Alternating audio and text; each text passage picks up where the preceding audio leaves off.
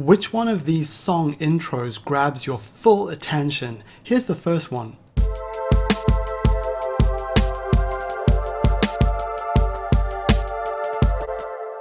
And here's the second intro.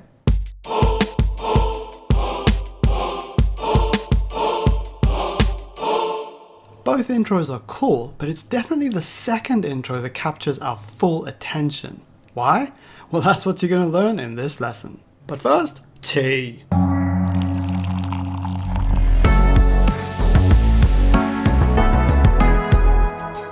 Hello, revolutionary music makers. I'm Kate Harmony, this is Ray Harmony, and welcome to Hack Music Theory. The fast, easy, and fun way to make music. If you're new to theory, or if you just want a refresher, then read our free book, 12 Music Theory Hacks to Learn Scales and Chords. You'll be able to instantly apply these hacks to your songwriting and producing. So head on over to hackmusictheory.com right after this lesson and download your free PDF. Alright, it's time to open your jaw to Hack Music Theory. So, why does that second intro capture our full attention? Well, because it contains a totally surprising element, a reggae rhythm sung by a choir. What genre is that? Where's this song going next? What other surprises are waiting for me if I keep listening? After only 5 seconds of music, our brains are already full of questions. And we're an incredibly inquisitive species. We need answers to those questions, and the only way to get them is to keep listening. Now, you may be wondering why it's so important to catch people's attention in the first 5 seconds of your song. Well, there's about 40,000 new songs being uploaded to Spotify every day, and the result of this overwhelming and never-ending stream of new music is that a quarter of all songs get skipped in their first 5 seconds. That is why it's more important now than ever before to make your music stand out from the crowd. Seriously, this is literally the first era in human history where a piece of music has needed to grab the listener's full attention in under 5 seconds. And while we could have endless discussions about the negative repercussions of this change, it is the way it is, and we can't change that. So our time is far better spent thinking creatively within this new limitation.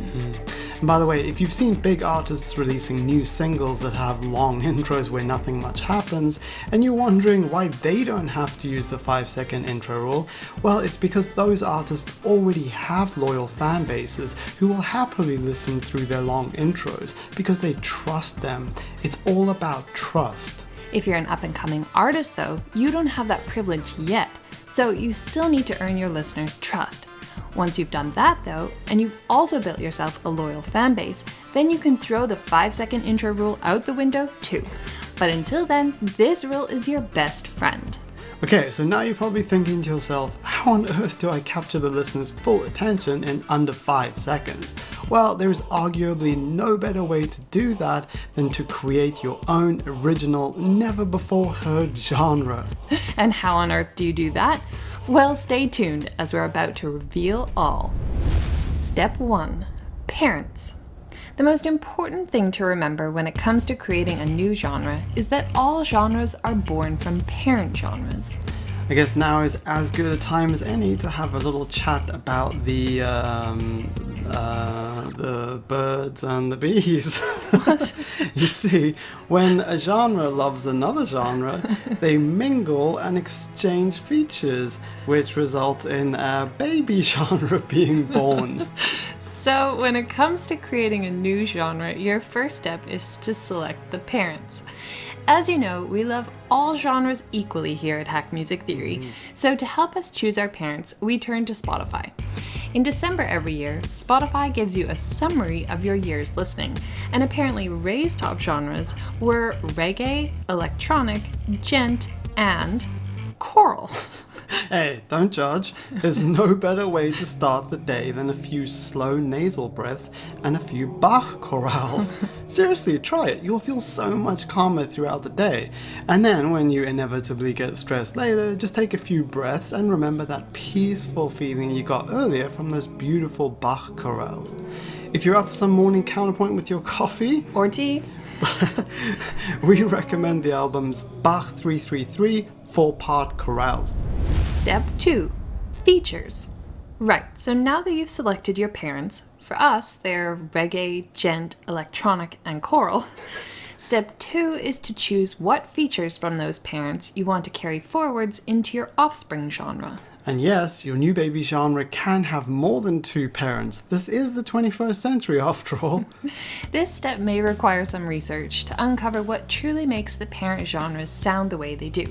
But remember, musical features can be detached from the instruments they're commonly played on. For example, we took the reggae skank, which is that offbeat rhythm usually played on the guitar or keyboard, and we gave it to our choir. Well, our choir plugin.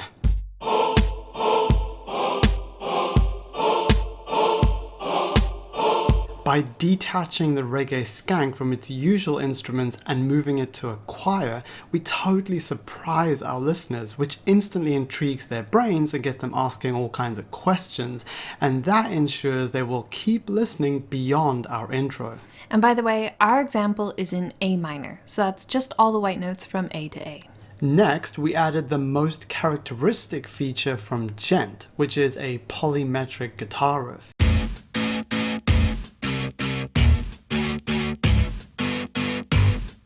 If you're new to the term polymeter, it's just the fancy way of saying that you're playing in 2 or more time signatures simultaneously. In our example, that's happening because our guitar riff is playing in a cycle of 7/16 for 4 bars, then 4/16 for 1 bar, while all the other instruments are playing in 4/4.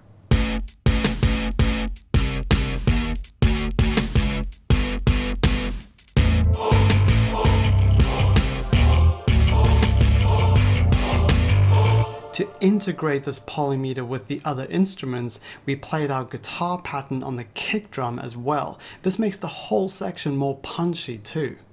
Right, next up is our electronic parent, and nothing says electronic music better than a synth, so we added a super dancey line on a massive stereo synth.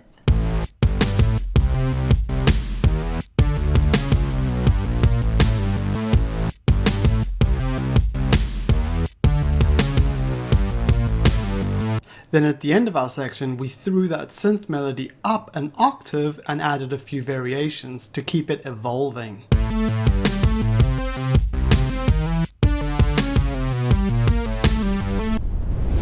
Step 3. Surprise! In order to truly create a new genre, you need at least one feature to completely and utterly stand out in the most unexpected way. You see, some genre features fit in so well to other genres that they don't actually sound new or unusual. For example, our gent guitar riff sounds right at home in our new genre.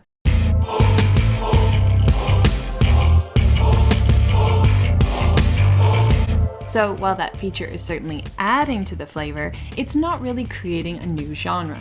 For a genre to be categorized as new, it needs to be different from all the genres that already exist. And that requires your new genre to have at least one totally surprising and unusual feature. And the best way to do that is to look at which parent genres are the most opposite, or at least the most different. In our example, gent and choral look like opposites at first glance, because gent is a subgenre of metal, which is all about ultra-heavy guitars.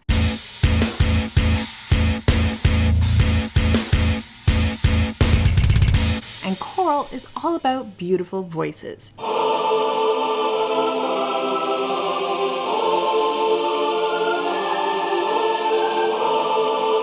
However, on closer inspection, it turns out that choir plugins are not that uncommon in gent, as they're sometimes used in the background of tracks to add atmosphere and fill them out sonically.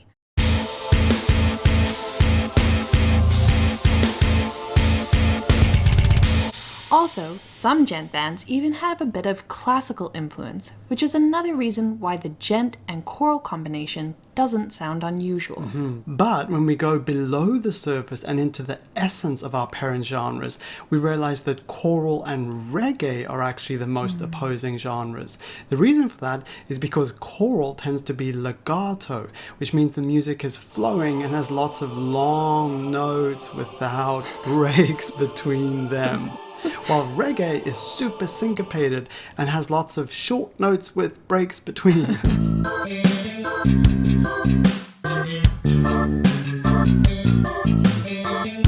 And that is why we've got a choir singing the reggae skank, because that offbeat rhythm containing all those short notes with breaks is completely and utterly opposite to how a choir would normally sing.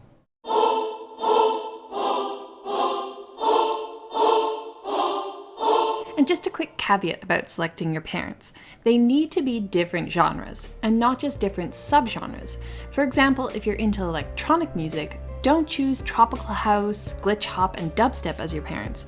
As cool as that will sound, the result will still be 100% electronic, which is not a new genre. And there's already countless subgenres in each genre, so while creating another new subgenre is great, it definitely won't capture most people's attention. On the other hand, if you select the parent genres electronic, Celtic, and polka, now that is a new genre which will definitely grab attention. And beyond that, it will also get people talking and sharing the music, which is how an artist grows their fan base. Step 4. BPM.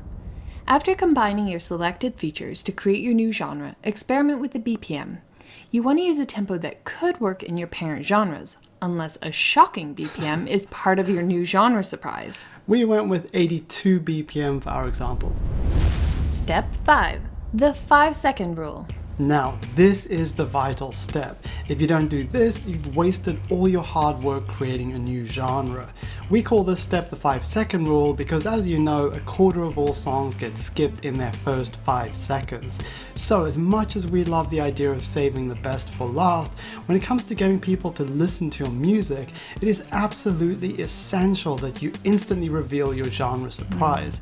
And don't just reveal it, throw it right into the spotlight of your opening bar.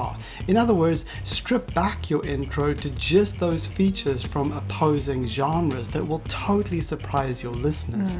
In our example, as we mentioned earlier, the most surprising feature is a choir singing that reggae skank. So we stripped everything back to just choir and drums.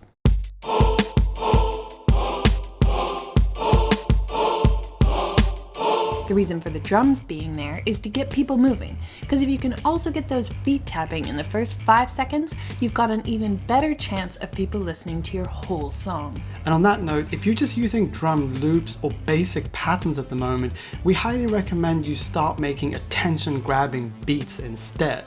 If you need help doing that, you can use our Hack Drum Beats PDF. Also, if you need help writing better melodies, chord progressions, bass lines, and everything else, then use our songwriting and producing PDF, because all the essential music making hacks are in there, including our game-changing melody checklist. Step 6. Name. New genres need new names. This is not only super fun and creative, but naming your new genre also gives fans a tangible and memorable way to tell their friends about your music. With our parent genres being reggae, gent, electronic, and choral, we decided to name our offspring Gentronic Regcore. And yeah, there's very little chance of this new genre catching on, but that's great because it means our genre will remain unique and continue grabbing listeners' attention. Thanks for being here in the Hack Music Theory community. We really appreciate you. And remember to help yourself to our free book over at hackmusictheory.com.